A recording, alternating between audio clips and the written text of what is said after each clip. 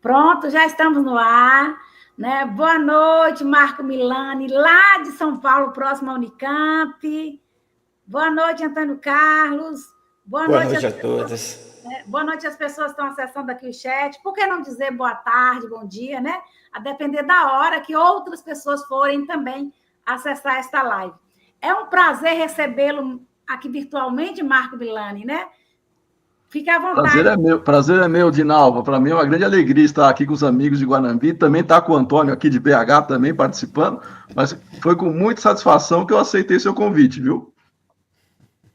Pois nós ficamos muito felizes. Nós que eu falo, a União Espírita de Guanambi, né? Quando eu convidei você, nós conhecemos pessoalmente no Congresso Estadual de Espiritismo em novembro, né? Do ano passado. E aí eu pedi seu contato, você nos deu. Então, assim, é uma honra, mais uma vez, recebê-lo aqui virtualmente. Quiçá, nós podemos receber depois aí, presencialmente, né? A gente faz também semanas espíritas, etc e tal. E aí, e São Paulo, BH, Guanambi tem avião, né, Antônio Carlos? Facilita aí a locomoção. Então é isso, Marco Milani, né? É um prazer te receber mais uma vez aqui, reforçando. Antônio Carlos já faz parte aqui deste canal, já recebeu a chave de Guanambi. Então eu vou apresentar aqui Antônio Marcos, né? E depois Marcou, né? E aí, para depois Antônio Carlos cantar duas músicas. Então, Marco Milani, né, como eu falei, ele é diretor de doutrina da União das Sociedades Espíritas, né, do Estado de São Paulo, USE. Ele também, né, é professor, né, da Unicamp, economista. Eu coloquei, eu tinha até colocado qual é a... Acho que acabou não salvando. Mas é professor da Unicamp. Dizer também, né, que ele mora atualmente na cidade de Olambra, né, que fica 20 quilômetros da Unicamp. De Campinas. E é professor da Unicamp. No início aqui eu falei com ele, né, que eu tenho assim uma grande admiração pela Unicamp. Né, às vezes assim eu pesquiso, né, Neuza Guzmão, né, uma professora que era da Unicamp, e acho que ela já está aposentada. Antropóloga, como eu trabalho as questões éticas raciais, quilombolas, etc. e tal, e eu dialogo também muito com a antropologia, e ela foi uma grande referência para o meu mestrado, né? Então é isso. E também grande referência para o doutorado. Antônio Carlos, você canta aí duas músicas, né? Para a gente poder depois passar para Marco, para que ele possa, né, fazer a palestra. Mas antes disso, que pode ter algumas pessoas novas aí, né? Que vocês estão vendo, eu sou de Nova Macedo. Nós estamos falando diretamente de Guanambi, Bahia, estou falando, que fica aproximadamente a 660 quilômetros de Salvador. Se passar por Maracás, BA-26, depois chega BR. Marco está falando lá de Olambra e Antônio Carlos, de BH. E no momento eu estou na presidência da União Espírita de Guanambi, também sou da diretoria do Obreiro do Porvir e do Conselho Regional 24 aqui da região. É com você, Antônio Carlos. Boa noite a todos, queridos amigos. Deus abençoe mais uma noite de domingo, refletindo sobre o ensinamento do Cristo, que possamos abrir a mente e o coração para o entendimento. E trazendo a canção aqui, nem todos que dizem Senhor, Senhor.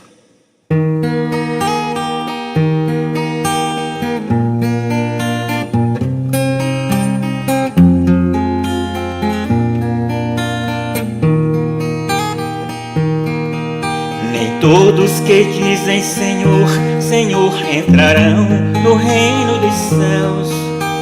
Só quem fizer a vontade do Pai, dele herdará a paz. Só quem fizer a vontade do Pai, dele herdará a paz. Jesus ensinou o caminho a seguir, exemplo de amor e humildade. Nós todos um dia seremos felizes, praticando a caridade. Nem todos que dizem Senhor, Senhor entrarão no reino dos céus. Só quem fizer a vontade do Pai, dele herdará a paz. Só quem fizer a vontade do Pai, dele herdará a paz.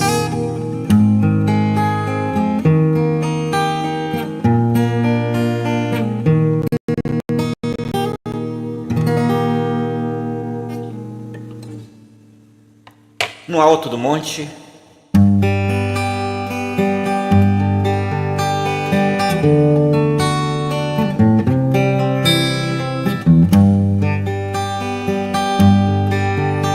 No alto daquele monte, falava para a multidão, falando com seu jeito simples, mas tocava o coração. Surgiu a noite tão bonita e o céu azul todo estrelado. A multidão atenta ouvia aquele ser iluminado. A sua voz doce e singela fez o povo adormecer. Naquela noite tão bonita, curas fez acontecer. Naquela noite tão bonita, curas fez acontecer. Naquela noite tão bonita, brilhou uma grande luz. Do alto daquele monte, falava o Mestre Jesus. Do alto daquele monte, falava o Mestre Jesus. Surgiu a noite tão bonita e o céu azul todo estrelado. A multidão atenta ouvia aquele ser iluminado.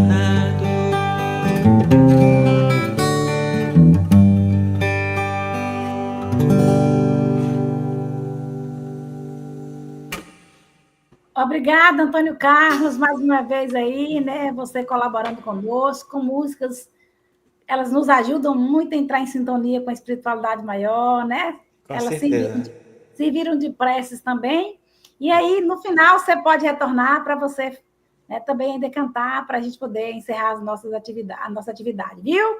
Tudo bem, fica aguardando. Acompanhe pelo YouTube, né? E fica à vontade aí. Eu quero, mais uma vez, dizer, né, que esta palestra, né, ela está sendo transmitida, né, pelo canal do YouTube da União Espírita de Guanabi, canal do YouTube do Obreiros do Porvir, do Roteiro Espírita, né, que é administrado, né, por Robson Ferrer. Robson já botou aqui um alô, Robson Ferrer, tanto para Antônio Carlos, colocou para Marco Cajá, aqui. Já coloquei na tela. Boa noite, Marco Milani, bem-vindo e bom trabalho para você também. Então, Marco, você tem em média 45 a 50 minutos, fique à vontade aí. Você acho que você vai controlar aí, vai, né? Fique tranquilo. 45 a 50. Então, eu estou acompanhando por aqui, uma boa palestra, um bom trabalho para nós. Obrigado, Dinalva. Sim, eu controlo por aqui, mas qualquer coisa você também entra, não fica... não tem problema não, tá? Bom, mais uma vez, boa noite a todos, grande satisfação de estar aqui. Quero cumprimentar os meus amigos que já estão no chat também, desejando aí boa palestra, né? Boa noite a todos, e também aos amigos que eventualmente nos assistirão posteriormente, né? Ficará gravada aqui a nossa apresentação. Muito bem. Bom, pessoal, a nossa temática hoje ela é bem interessante porque, como tema, né, a boa nova trazida pelo Espiritismo, vai nos ajudar a fazer algumas reflexões, não só sobre o caráter do Espiritismo em si, mas o seu papel, a sua função, inclusive, dentro da nossa realidade e no nosso dia a dia, tá? Então, quando a gente fala boa nova, a gente vai exemplificar e trazer aqui alguns significados primeiro, para facilitar o entendimento, né? Por que boa nova, né? Então, vamos lá. Parte da palavra evangelho, né? O que é evangelho? Em grego, o prefixo, né, o eu, significa bom ou boa, e o angelion significa mensagem, significa alguma notícia. Então, o evangelho, traduzindo, né, se a gente fosse pegar a raiz etimológica da palavra, seria a boa nova, a boa mensagem, a boa notícia. Então, a Boa Nova é justamente aquilo que, no caso, ficou mais tradicionalmente conhecido dentro dos meios, né, ditos cristãos, a mensagem de Jesus, né? Então, a Boa Nova, que seria o Evangelho, ficou basicamente associada à mensagem que Jesus nos deixou, mas também faz uma situação, ou permite, né, uma situação comparativa dessa notícia, dessa Boa Nova. Primeiro, por quê? Quando Jesus ele vem fazer essa referência, né, das boas notícias, da Boa Nova, claro que ele também faz referência ao que já se conhecia, ao que já se sabia como relação com o transcendente, relação com Deus em particular também.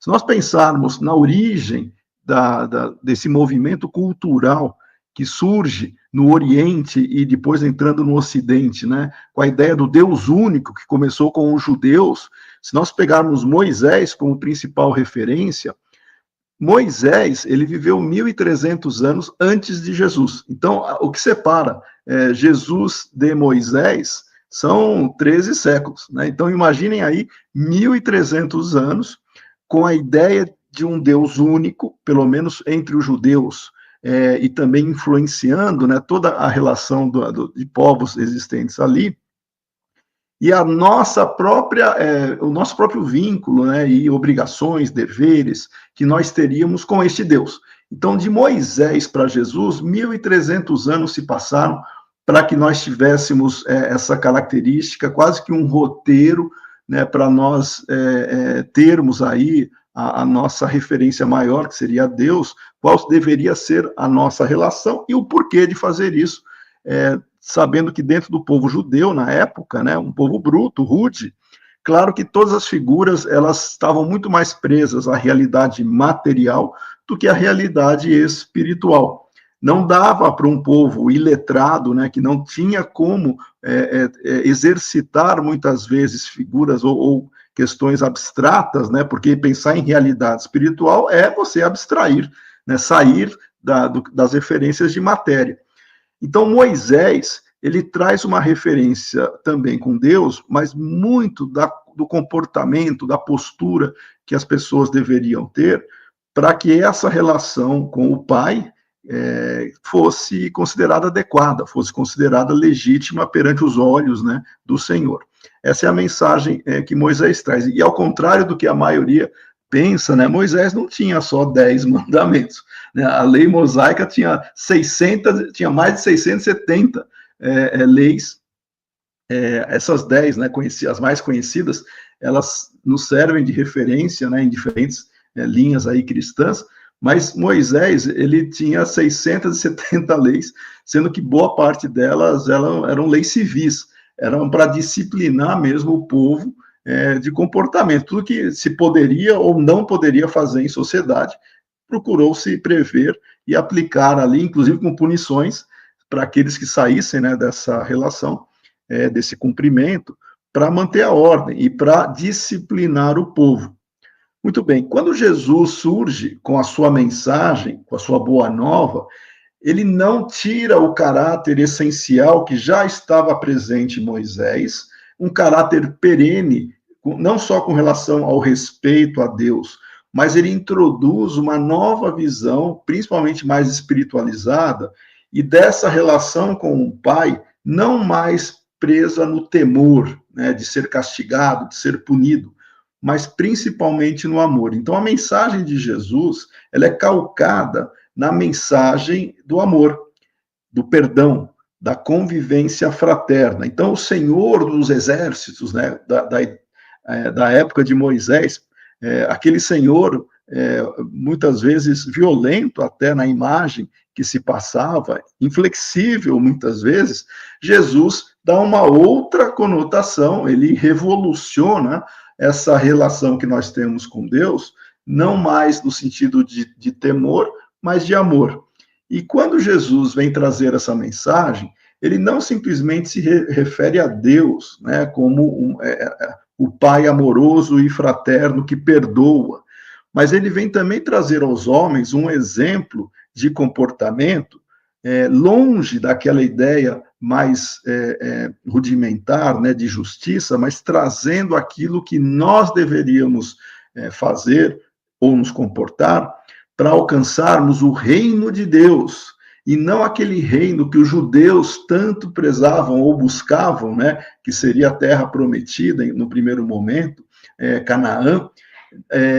Passou-se da realização terrena para a realização espiritual. E o nosso momento aqui na Terra seria o meio aonde nós exercitaríamos, por meio de ações, aquilo que nos faria adentrar no reino dos céus. Então, a vida cotidiana, a vida no dia a dia, né, a nossa vida aqui, usando agora já uma expressão espírita, enquanto encarnados, ela seria um meio, a porta de entrada no reino dos céus, no reino de Deus.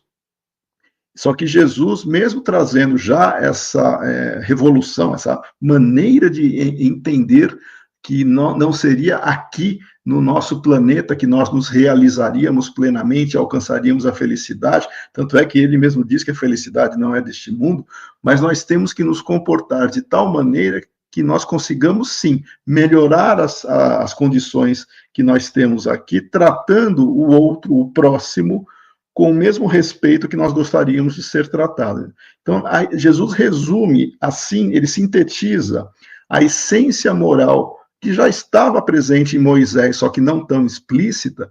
Ele faz isso de uma maneira bastante firme, mas ele também deixa muitas passagens no sentido de parábolas, porque ele sabia que o povo também não conseguiria entender plenamente o que ele estava dizendo. Então, Jesus, ele traz a boa nova do reino de Deus, do reino dos céus. Ele nos mostra um comportamento não violento, pelo contrário, um comportamento de paz, de amor e de fraternidade, que como rumo, como roteiro seguro, né, para nós ganharmos o céu. E depois ele também promete o Consolador, porque as palavras dele, segundo ele mesmo, ele afirma que elas seriam distorcidas, e também ele não poderia dizer tudo, porque não havia como ser compreendido tudo. E ele pede, né, ele roga ao Pai para que envie o Consolador ou o Espírito da Verdade, né, também conhecido como Espírito da Verdade, para que ele pudesse, o Espírito da Verdade, revelar todas as coisas e passar aí sim a entender a própria mensagem que Jesus estava dizendo quando ele disse que resgataria ou reviveria, né, a mensagem que ele estava trazendo. O Espiritismo, ele surge, agora fazendo uma outra conotação, né, já avançando, né, nos séculos, o Espiritismo surge em 1850, quase 1900 anos depois de Jesus. Então, se nós pensarmos Moisés, 1.300 anos antes de Jesus, e o Espiritismo, nós temos aí, ou seja, 1.900 anos depois, né, que mais ou menos quando surge o Espiritismo, nós temos quase 3.200 anos, né, 32 séculos, separam, né, o primeiro vislumbre de um Deus único, ainda violento, né, para disciplinar o povo, passando por uma mensagem quase oposta de amor, mas mantendo a serenidade, a perenidade da essência moral que Moisés já trazia em termos de conduta. Jesus resume as leis mosaicas em duas: amar a Deus sobre todas as coisas e ao próximo como a ti mesmo. E o Espiritismo surge 1.900 anos depois, mais ou menos, para relembrar a mensagem cristã e acrescentar também coisas que o próprio Jesus disse que ele não poderia dizer, porque ele sabia que não seria compreendido naquela ocasião. Então, o Espiritismo traz, sim, uma boa notícia, uma boa nova, não desmerecendo nem contrapondo-se com as anteriores, mas aprimorando, ampliando o que nós já temos.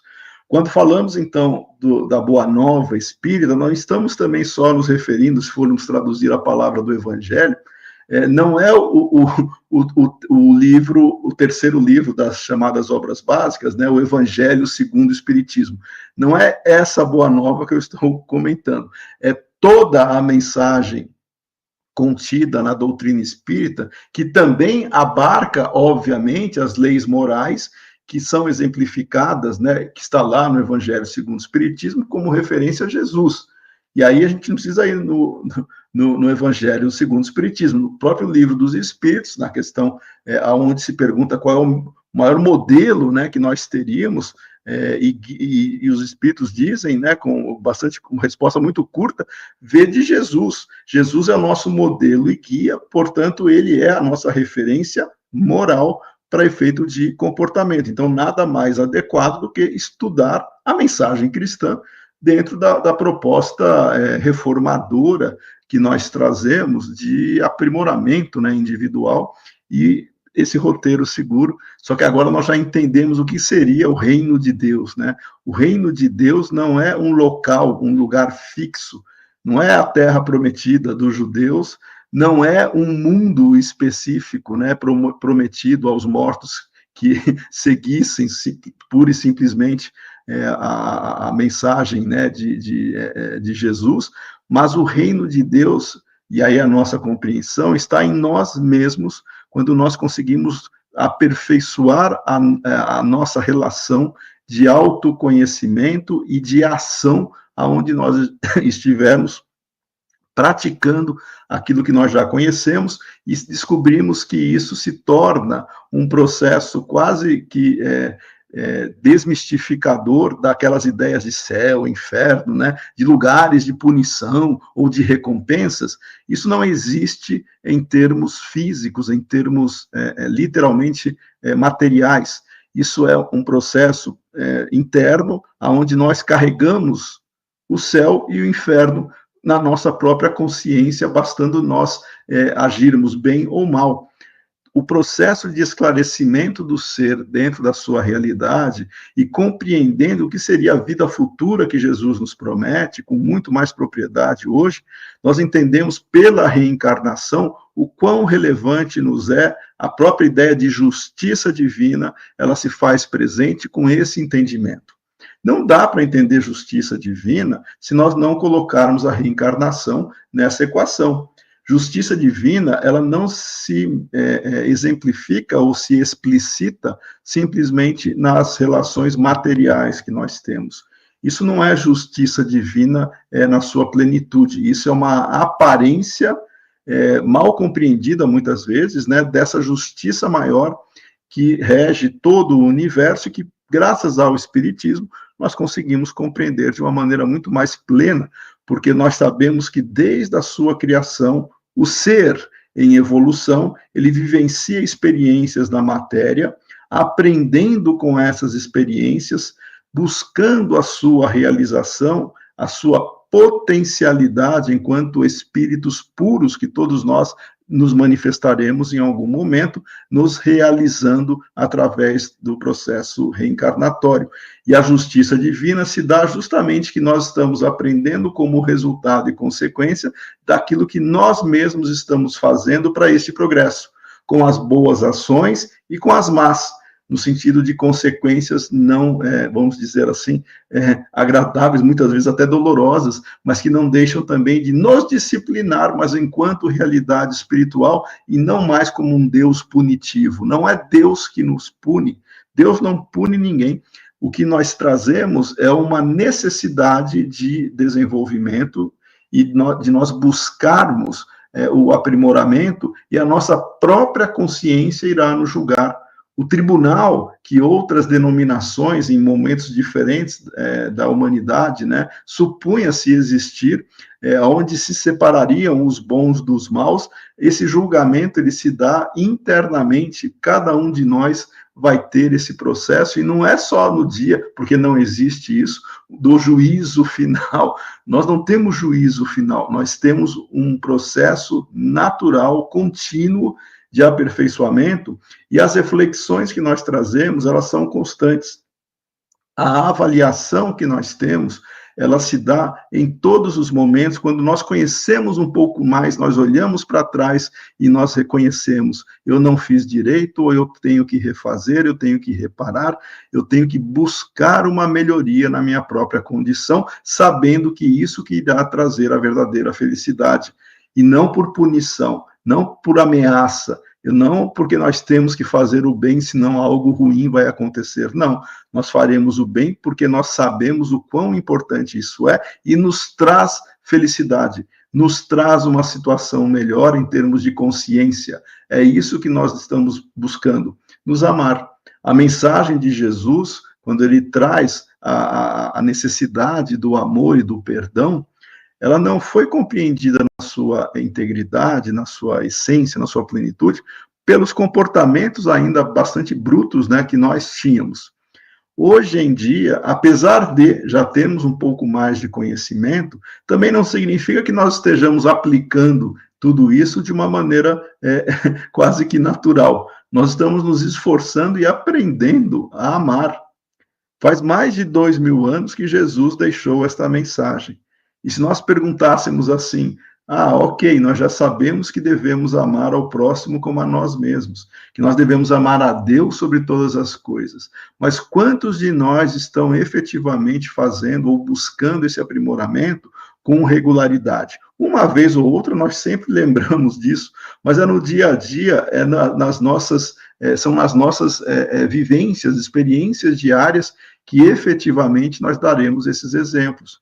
E a partir do momento em que nós conseguimos vencer, ainda que com passos pequenos, cada etapa, cada desafio que nós tivermos, nós já estamos contribuindo para nos tornarmos melhores. E dentro da lei de justiça, amor e caridade, nós receberemos a consequência disso, não só imediatamente, como isso também acontece, pela paz e satisfação de consciência, mas nós estamos traçando um futuro mais feliz, menos doloroso, né? Porque nós não precisaremos mais vivenciar experiências, talvez mais duras, para nos despertarmos, porque nós já estamos aprendendo. Do livro Céu e Inferno, que é uma das obras mais importantes que nós temos, as 5 obras ditas básicas são. Kardec tem 23 títulos. As 5 obras ditas fundamentais ou básicas, né?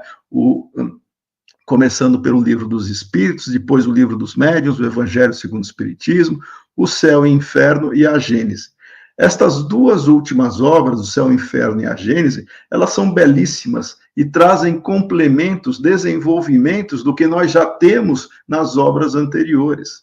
O livro Céu e Inferno, por exemplo, ele tem uma mensagem filosófica extremamente profunda e rica, que quem se debruça sobre ele fica muito feliz de conseguir ter a oportunidade de ler tamanha riqueza, tamanho manancial de conhecimentos práticos que nós podemos desenvolver. E não é só a parte teórica, filosófica, que o livro Céu e Inferno nos traz, sobre esta relação que nós temos com o próprio universo e com nós mesmos. Na segunda parte desta obra, nós temos relatos de diferentes espíritos, em diferentes graus, em termos de moralidade, e se nós quisermos saber o que acontece com o espírito depois da desencarnação, nós temos que ler o livro Céu e Inferno, porque na segunda parte são relatos de diferentes espíritos, espíritos felizes, espíritos bons, espíritos medianos, espíritos endurecidos, suicidas, espíritos que vivenciaram situações, experiências variadas e que agora relatam as consequências do que fizeram. Eu sei que é importante, eu sei que as pessoas gostam de ler romances e outras coisas, todos são ótimos para você talvez levar a uma reflexão moral, estimular, motivar as pessoas a agirem bem, porém o conhecimento que nós precisamos ter, que o Espiritismo nos traz, e aí nós temos que tomar muito cuidado para separar o que é fantasia e daquilo que nós poderíamos legitimar como ensino dos espíritos. Kardec, no Evangelho segundo o Espiritismo, logo na introdução, no item 2, onde ele trata da autoridade da doutrina espírita, está lá no Evangelho, na introdução, na autoridade da doutrina espírita, Kardec deixa muito claro, o Espiritismo ele não é fruto da opinião de um ou outro espírito, muito menos do próprio Kardec. O Espiritismo, ele traz um método de validação que Kardec organizou e aplicou, que se chama controle universal do ensino dos espíritos, aonde a mesma informação ou informações convergentes por diferentes fontes que não se conheciam, portanto não se influenciavam mutuamente, a mesma informação quando ela era concordante em diferentes fontes, em diferentes grupos mediúnicos que seja, poderia se validar e legitimar como ensino dos espíritos. Aquilo que era de fonte única, uma opinião, por exemplo, se não tivesse validação, se não tivesse evidência de que aquilo fosse verdade, se os fatos não corroborassem o que estava sendo dito ali, aquilo não era para ser aceito cegamente. Aquilo não era para ser abraçado porque foi um espírito que assinou um nome bastante venerável, ou que o médium tenha sido ou tenha uma idoneidade moral. Claro que isso é bom, mas isso não garante legitimidade do conteúdo. Esse é o grande diferencial que nós espíritas devemos ter, que em termos de comparação com outras denominações filosóficas, religiosas, todas muito respeitáveis. Só que o método do espiritismo não é de pura revelação individual. Ela se dá com a aplicação de um método que Kardec, um pesquisador, um homem de ciência, se serviu para ajudar a estruturar esse corpo teórico doutrinário que nós chamamos de espiritismo, e a força do espiritismo está neste método. É por isso que a fé raciocinada é um dos nossos pilares. Então, se nós quisermos identificar um dos elementos mais importantes que a boa nova espírita traz, é a fé raciocinada. É a fé que não se baseia simplesmente porque alguém disse, porque se não fizer, Deus vai castigar. Não tem temor, não tem ameaça. O que nós temos de fé raciocinada, ela se dá em acreditar porque nós temos elementos que sustentem a informação e sustentem não por argumento de autoridade. Essa é uma diferença fundamental, essencial, com qualquer outro tipo de denominação. Vou usar que se diz, né, religiosa. O espiritismo, até a palavra religião no espiritismo, nós temos que tomar cuidado. O próprio Kardec, no discurso que ele fez na Sociedade Parisiense de Estudos Espíritas, no dia 1º de novembro de 1868, e Kardec desencarnou no começo de 69, em março, né? Mas no dia 1º de novembro de 68, está lá na Revista Espírita, Kardec, ele diferencia muito bem, dizendo que o espiritismo não é uma religião no seu sentido tradicional, hierarquizada, com elementos que lembrem ou que caracterizem qualquer tipo de artigo de fé, ou fé cega. Não tem uma estrutura hierárquica, né, ou episcopal, né, nós não temos nada disso, nós não temos pastores, padres, bispos, nós não temos nada disso. Mas o espiritismo, sim, poderia ser considerado uma religião no sentido filosófico, e aí ele traz a ideia de laço, o laço que nos une, o laço que efetivamente faz com que nós tenhamos o mesmo ideal, e congregando as pessoas em torno do mesmo laço, nós nos reuniremos por este objetivo maior, não só reconhecendo e amando a Deus sobre todas as coisas, mas também nós nos amando, não somente entre os espíritas, mas entre todos os irmãos, os seres humanos que nós somos. O laço que nos une é todo aquele que acredita no mesmo ideal. Nós poderíamos colocar o espiritismo na ideia de religião filosófica, não de religião tradicional, se afastando até desse conceito. Nós não somos religião hierarquizada, estruturizada, isso não existe. Tá? E uma das coisas que marca as religiões mais tradicionais, vamos chamar assim, é justamente a fé cega. Acredita porque é assim. Acredita porque tem que acreditar. No espiritismo, não. No espiritismo, nós somos constantemente desafiados a questionar, a colocar em dúvida se aquilo que nós estamos discutindo, refletindo, de fato tem elementos que possam suportar essa afirmação. E nós nos afastamos da ideia de revelação única por uma fonte. Eu sei que nós temos dificuldade, muitos, né, em fazer isso. Claro, nós não podemos sair de um lugar e ir para outro, esquecendo todas as tradições, tudo aquilo que traz dentro de si cada um. Quantos milênios nós passamos já em encarnações anteriores, vivenciando e bebendo da fonte de tradições religiosas, cuja ideia central era justamente a fé cega. muitas pessoas manifestam esse atavismo, né, esse comportamento quase que condicionado, e tem dificuldade, né, está tateando ainda em descobrir o que seja a fé raciocinada. Muitas pessoas têm dificuldade de falar assim, olha, não é porque foi um espírito que disse, ou porque foi um médium, um palestrante, qualquer um que seja, não é porque ele disse que passou a ser verdade.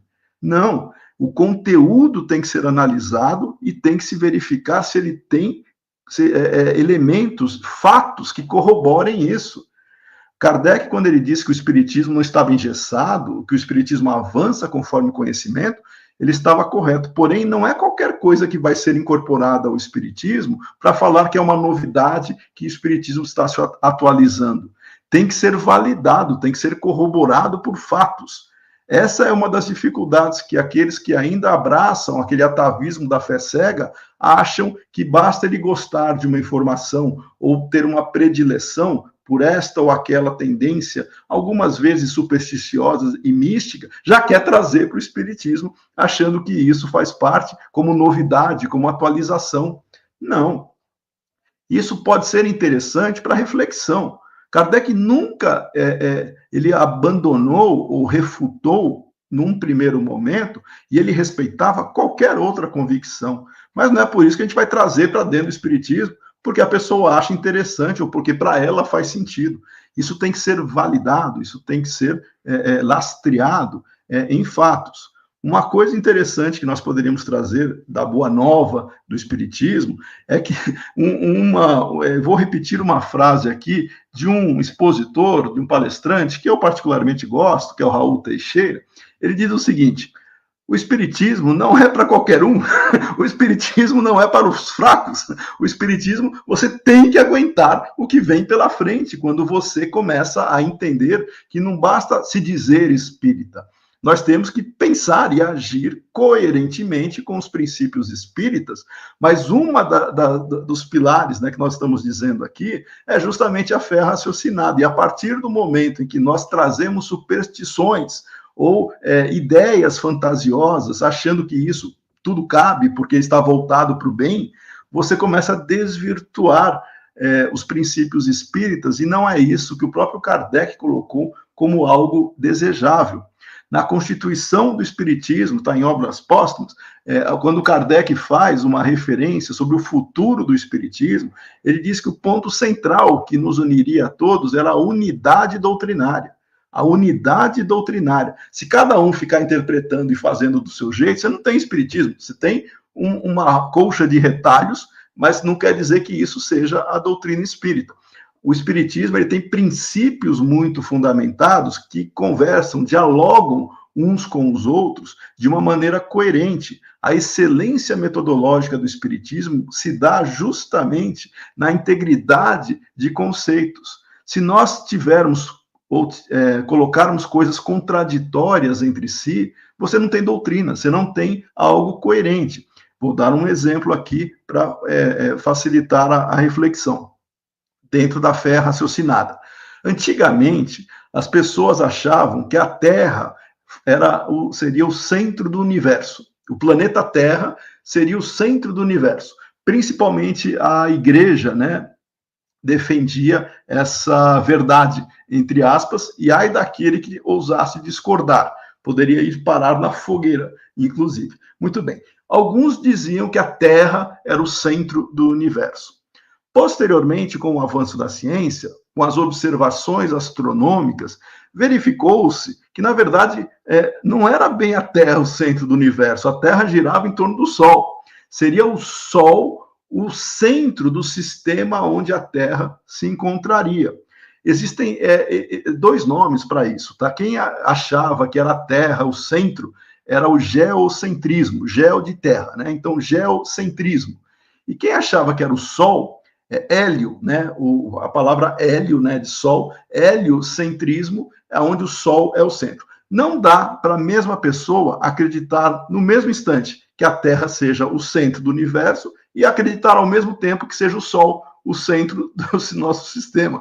Não dá, é incoerente. Quando as pessoas trazem elementos estranhos à doutrina espírita, causa conflito de lógica, causa conflito de coerência. Como é que a gente vai explicar a realidade se nós não temos como articular ou como argumentar de maneira coerente, lógica, aquilo que nós estamos defendendo?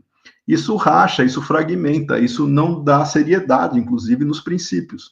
É por isso que, no Evangelho segundo o Espiritismo, na introdução à autoridade da doutrina espírita, Kardec reforça muito bem esse ponto da relevância. Erasto, o Espírito, em outra passagem, ele nos dá uma mensagem muito boa, quando ele diz: é preferível afastar ou rejeitar 10 verdades do que aceitar uma só mentira. Por quê? Porque as verdades continuam, só que quando você aceita uma mentira, você pode construir um sistema de pensamentos que desvirtua a concepção de realidade e você pode tomar decisões equivocadas, você pode interpretar, você pode agir de maneira a não favorecer o seu progresso e o progresso do próximo. Você pode criar uma ilusão e ninguém progride dentro de ilusão. Nós temos que descobrir a verdade. Já dizia Jesus: conheça a verdade vos libertará. Que verdade é essa? A verdade de quem somos, de onde viemos e para onde estamos indo, na sua essência, que é o que o Espiritismo responde. São questões filosóficas, claro, mas o Espiritismo é uma filosofia. O Espiritismo traz e apresenta propostas para responder estas questões que sempre intrigaram o homem. Quem nós somos? Espíritos. De onde nós viemos? Viemos da mesma origem, Deus, trilhando um processo evolutivo na matéria, que seria dentro daquilo que nós concebemos como um universo, composto por espírito e matéria. Só tem 2 elementos, o elemento inteligente e o elemento material. Nós estamos vivenciando essas experiências para nos desenvolvermos. E para onde nós iremos? Para a realização máxima, que é a pureza espiritual, quando nós atingirmos esse grau dito máximo pelos espíritos, quando nós atingirmos essa relação, aonde, primeiro, que nós não precisaremos mais reencarnar, aonde nós atingiremos a felicidade plena. E muita gente tem dificuldade em entender isso, porque na visão material, na visão linear, a pessoa sempre vai achar que tem alguma coisa a mais, porque ela está presa na matéria. Só que o espírito, ele se liberta da matéria e liberta do tempo. Esqueçam o tempo. Quando o espírito se realiza plenamente, o tempo, que é uma criação e vinculada à matéria, isso é um assunto de física, que talvez não caiba aqui, mas o tempo, ele deixa de existir. Está lá na Gênese. Quanto mais evoluído é o espírito, passado, presente e futuro se torna quase como uma coisa só. Nós ainda temos dificuldade de entender isso, ainda mais encarnados na matéria, onde nós precisamos de referências materiais. Só que para o espírito, que é imortal, o espírito não morre. Veja só, o espírito não morre, isso não tem como nós imaginarmos, estamos bem longe, né, de termos alguma noção do que seja não morrer, do infinito. Por sinal, nós temos uma pista, né? Todo mundo sabe da questão número 1 do Livro dos Espíritos, que é o que é Deus. Não quem é Deus, mas que é Deus. A questão número 2. Todo mundo sabe a número 1, mas qual que é a número 2? A 2 justamente vai fazer relação ao infinito.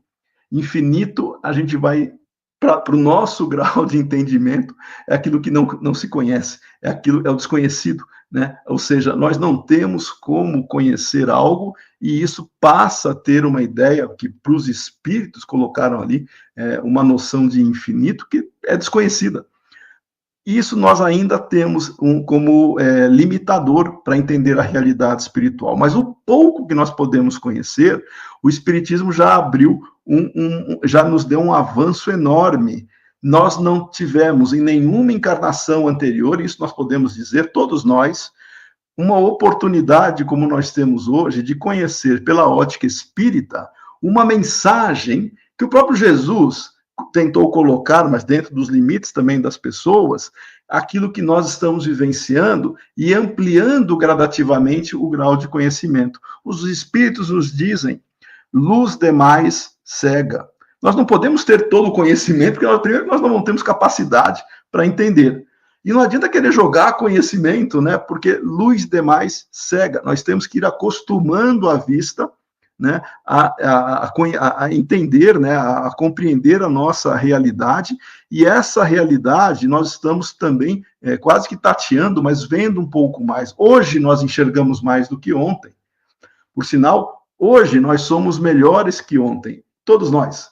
Encarnações passadas, nós, independente de onde vivemos, o que fizemos, quais as relações que nós tivemos também, isso não importa, nós hoje somos melhores. Se nós somos hoje melhores que ontem, por que tanta gente quer, mais por curiosidade, saber quem foi o que deixou de fazer no passado? Hoje nós somos melhores. E vamos ser melhores amanhã. Então nós temos que olhar para frente e não ficar preocupado em quem fomos ou deixamos de fazer no passado. Esse processo, ele se faz de uma maneira sutil, mas quanto mais nós nos aprofundamos, mais nós deixamos de olhar coisas pequenas, coisas mais próximas ao dia a dia, para olhar para um futuro necessário. O nosso futuro, ele depende de nós, ele não é algo misterioso, ele não é algo que depende ou não depende da vontade de Deus estar bom ou não. Deus é bom, e o nosso futuro é bom, ele é feliz, e nós podemos antecipar isso do momento em que nós nos propusermos, com disciplina, força de vontade e coragem, a agirmos de maneira adequada. Quanto mais nós insistirmos em agirmos mal, mais nós deixamos mais lento esse processo de reharmonização, de felicidade que nós estamos buscando. O processo, ele depende de cada um. Não é questão de sorte. Outro dia eu ouvi alguém dizendo, fulano, será que ele vai ter sorte na próxima reencarnação de conseguir estar numa família com mais recursos ou menos recursos? Isso é o de menos. As pessoas estão preocupadas com elementos materiais, que não é isso que faz com que a pessoa se melhore. Jesus nasceu numa manjedoura. Não tem essa de a pessoa achar que vai depender de recursos materiais pura e simplesmente. Mas como nós trabalhamos aquilo que nós temos disponível. Aí sim, é como nós usamos o que nós temos capacidade de usar, e cabe a nós a responsabilidade de agir. Portanto, não importa se a pessoa tem muito ou pouco, é aquilo que nós fazemos com aquilo que nós temos, é o que vai diferenciar. Mas aqui, enquanto ninguém for suficientemente rico, ninguém vai conseguir desenvolver. Não é isso que faz alguém desenvolver, é a capacidade que nós temos de administrar os recursos, principalmente aqueles que vão nos trazer benefícios morais. Os talentos, né, que nós temos, cada encarnação nós recebemos talentos para administrar. Eu estou fazendo uma alusão à parábola dos talentos, na qual um senhor, ele responsabilizou, né, os seus empregados, seus servos, para cuidar, né, na verdade, de uma certa quantia, né, de recursos, e ele saiu, ele foi viajar. E quando ele retornou, alguns desses servos, alguns tinham aplicado, né, essa quantia, multiplicado a quantia, e pagou ao Senhor o que ele tinha deixado como guarda, mais os juros, mais a correção daquilo. Frutificou. Outros um pouco menos. E teve um que não fez nada, enterrou o talento, e quando ele devolveu ao Senhor, eu devolvo aquilo que me emprestou. E o Senhor, mas o que você fez em termos de uso, em termos de produção, de frutificação daquilo que eu te deixei como empréstimo, né, que eu lhe confiei? Eu fiquei com medo e enterrei. Este foi reprimido, dentro da parábola, claro, né? Este foi reprimido. Por isso que nós temos que usar bem aquilo que nós temos. Não importa se a pessoa acha que tem muito ou pouco, o pouco que nós temos é suficiente para nós agradarmos não somente a Deus no seu sentido simbólico, mas a própria consciência. Porque é isso que vai nos fazer depois ficar com a ideia de que, meu Deus, eu vou ter que trabalhar para corrigir aquilo que eu não pude agir direito. O processo natural de desenvolvimento estou vendo aqui na mensagem que alguém fez hoje a parábola dos talentos. Excelente, Obreiros do Porvir, GBI, excelente deve ser Guanambi, esse GBI, né? Excelente, viu, obreiros do porvir? É porque nós temos sempre que nos lembrar disso. Não eventualmente, mas coincidentemente, a gente sabe que coincidências não existem, hoje nós temos essa felicidade de entendermos a parábola. Imagina, na época de Jesus, as pessoas não conseguiam entender as parábolas porque elas não tinham a noção da vida futura, imagina da vida espiritual como nós temos hoje. Essa é a característica central que marca o espiritismo. Então, a boa nova espírita, ela está centrada, ela está literalmente fundada no conhecimento que nós temos e na postura racional para interpretar aquilo que nós estamos vivenciando dentro de um exemplo maior que é Jesus, ou seja, interpretar a sua mensagem, a sua vida, e aplicar isso em nosso dia a dia, sendo nós os responsáveis pelo nosso futuro. Nós não delegamos o nosso futuro a ninguém, é a nós mesmos. Nós somos os artífices que vão construir o seu caminho futuro. Não é simplesmente trocando, negociando com Deus, fazendo promessa. Se eu fizer isso, vai acontecer aquilo. Ou eu tenho que me sacrificar, porque no futuro eu vou ter algo. Deus não negocia. Essa ideia de negócio, de troca, isso aí é do passado. Tem gente que ainda acha que funciona assim, respeitamos a todos. Mas o espírita não negocia com Deus. Na verdade, ele tem que negociar com a sua própria consciência. E nós vamos trabalhar esse processo assumindo aquilo que nós fazemos com responsabilidade. Essa responsabilidade é que diferencia aquele que está aproveitando, bebendo e entendendo a boa nova espírita, colocando em prática aquilo que nós temos a oportunidade de fazer e nos diferenciando de nós mesmos do passado, do ontem. Nós hoje temos a oportunidade de sermos pessoas melhores. E o Espiritismo nos ajuda muito a fazer isso. Não é fora do Espiritismo não há salvação, também não é isso.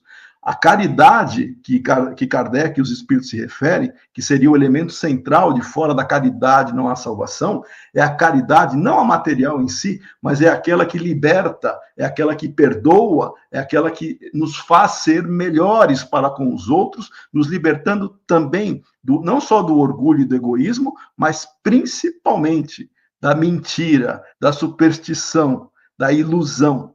Nós temos que nos libertar disso e conhecer a verdade que efetivamente nos salva. Muita paz a todos. Vou encerrar pelo horário aqui, controlando, antes que a Dinalva já fique preocupada. Estou olhando o tempo aqui. Obrigado a todos. E passo a palavra agora para minha amiga Dinalva. Ô, Marco, que palestra extraordinária, né? Você, assim, trouxe reflexões profundas que a gente que estuda, de uma certa forma, nós já conhecemos, mas a maneira como você aborda, né? Muito interessante. Gratidão, viu? Que bom que nós nos conhecemos aí em Salvador, no Congresso Estadual de Espiritismo, viu? Que bom. A Eldina colocando aqui, ó. Eldina também, que nós conversamos lá, a professora Eldina. Inclusive, hoje a neurociência está mostrando que a criança aprende mesmo por metáforas ou algo correlato. Eu me lembrei de Jesus na hora do modo dele de ensinar. Isso. Gratidão, gratidão. Um abraço para a Eudina. Aí, Eudina, um abraço para você. Eu achei bem interessante, né, como você coloca, que nós já sabemos, assim, o foco assim, dessa boa nova que que o Espiritismo traz, inclusive, assim, que marca que é divisor de águas em relação às religiões tradicionais, é a fé raciocinada, como você destacou, né? A fé raciocinada é muito importante. A gente tem que ter essa fé raciocinada para que nós não criemos ilusões, né? E as ilusões que depois tornam-se como se fosse uma realidade. Isso nos prejudicam, né, para a nossa evolução em todos os sentidos. E também nós prejudicamos as outras pessoas, mesmo que ninguém caminha, ninguém é marionete de ninguém, mas nós somos referências, né, positivas ou de maneira equivocadas. Marcos, a gente precisa fazer essa dobradinha sempre, não só pelo YouTube, mas também presencial. Eu fiquei aqui lembrando que eu falei com meu esposo, tem um canal, que é o canal... muitos trabalham pelo... Ah, esqueci. Não é pelo Teams, não. É outro lá. E é dia de segunda-feira à noite. Falei, é do pessoal de Salvador. Falei, meu Deus, que palestra extraordinária. Já até falei com o Marcelo, depois é com o Marcos, depois aí, se ele tem uma agenda mais na frente. Muito boa, viu, Marcos? Gratidão. E o pessoal tá bem agradecendo, Marcos. A Marluce Dilta, né? Ela também é uma noite abençoada para vocês, belas reflexões. Ela também é da União Espírito de Guanabi, Cecília também colocado. Hostília, acho que Hostília, não sei se é Hostília de Belém do Pará, que às vezes ela coloca, mas hoje ela não colocou, mas é uma assídua constante, viu? E Antônio Carlos já está ali. O seu nome é bem grande, hein, Marco? Marco! Eu só uso o Marco Milani, que é mais fácil, né? Termina com filho. Bem grande o nome.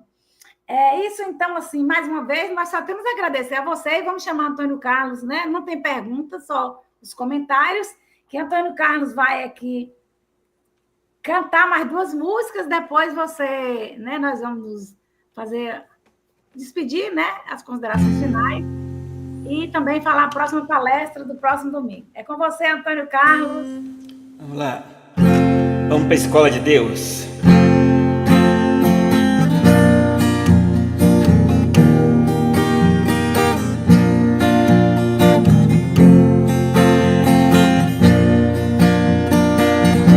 Nós somos crianças vivendo no mundo, escola de Deus, em busca da evolução deste imenso planeta, em busca da evolução deste imenso planeta, onde reinam as estrelas, a terra e o mar,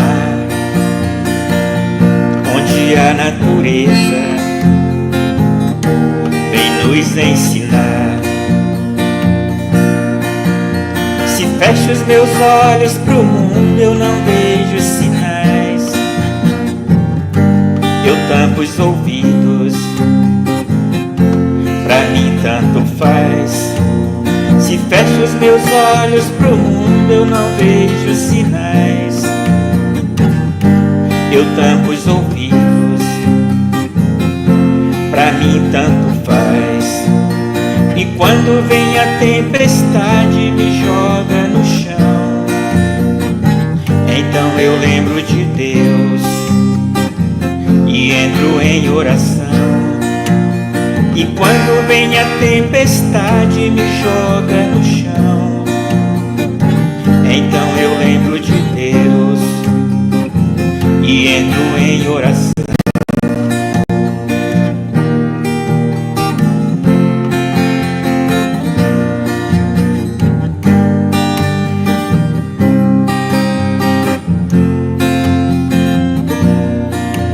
Se fecho os meus olhos pro mundo, eu não vejo sinais. Eu tampo os ouvidos, pra mim tanto faz. E quando vem a tempestade me joga no chão, então eu lembro de Deus e entro em oração. Então eu lembro de Deus e entro em oração.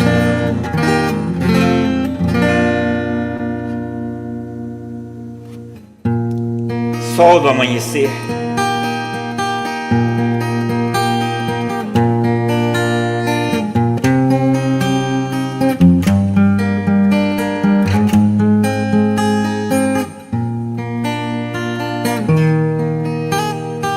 Ele é o pão da vida,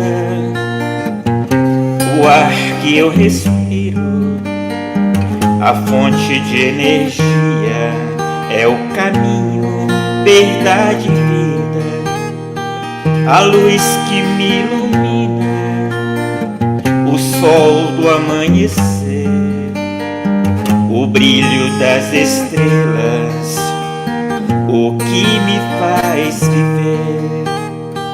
Então eu vou seguindo pela estrada de luz,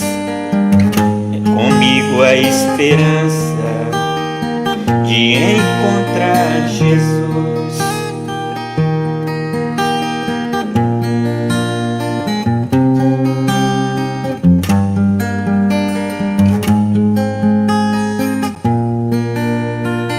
Então eu vou seguindo pela estrada de luz, comigo a esperança de encontrar Jesus.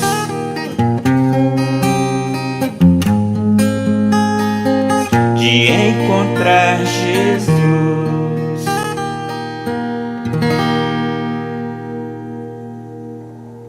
Gratidão, Antônio Carlos, com mais 2 músicas, né, que nos ajudam aí a encerrar a nossa atividade, né?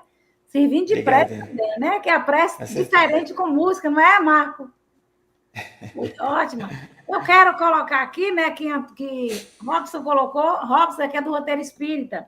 Antônio Carlos, parabéns pela musicalidade, nota 10. E Obrigado. Carlos Alberto Magno colocou, acompanhando a palestra do professor Milani, acompanho as palestras do professor Milani há bastante tempo.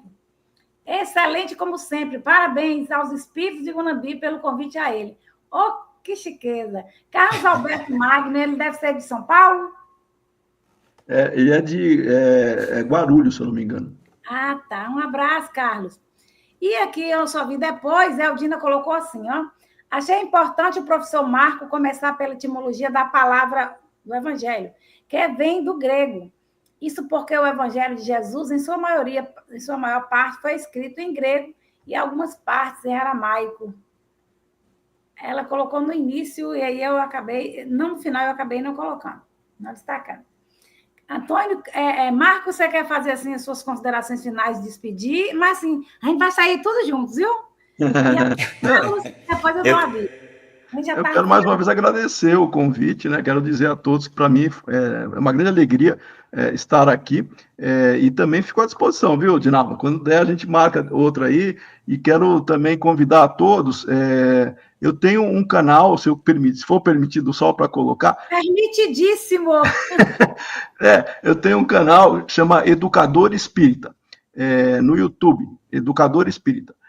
E tem um blog também, onde eu deixo registrado as palestras e os textos que eu costumo fazer. Então, para efeito de registro, tá? Eu estou agora divulgando, porque veio a notícia de que se você não tiver inscritos ou curtidos, inscritos, eu acho, você fica sujeito a não ter, não vai poder comentar. Tem uns negócios que eu ouvi, não sei se é verdade ou não, mas fica aí, de qualquer forma, o convite, né, para conhecerem o canal e o blog.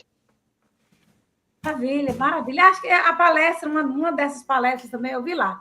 Eu vou estar divulgando mais, fazendo também a divulgação e compartilhando. Antônio Carlos, mais uma vez, Antônio Carlos, a gratidão, você quer dar aí o boa noite? Mas não sai agora, não vai sair. É que eu tenho meu culto agora. Mas vou dar uma boa noite a todos. Deus abençoe. Obrigado pela oportunidade. Um abraço, Marco. Deus te abençoe e te ilumine sempre. Estamos juntos aí sempre. Pronto, faça seu evangelho, viu? Abraço. Tchau, tchau. Eu quero dizer que na próxima semana nós vamos ter a palestra. A palestra vai ser A Reencarnação e Suas Leis, com Rafael Guache, lá do Distrito Federal. Rafael também colabora muito conosco. Ei, Marco, e aí eu já vou fazer o convite, aí já é outra atividade mais na frente, depois eu converso pelo Zap com você.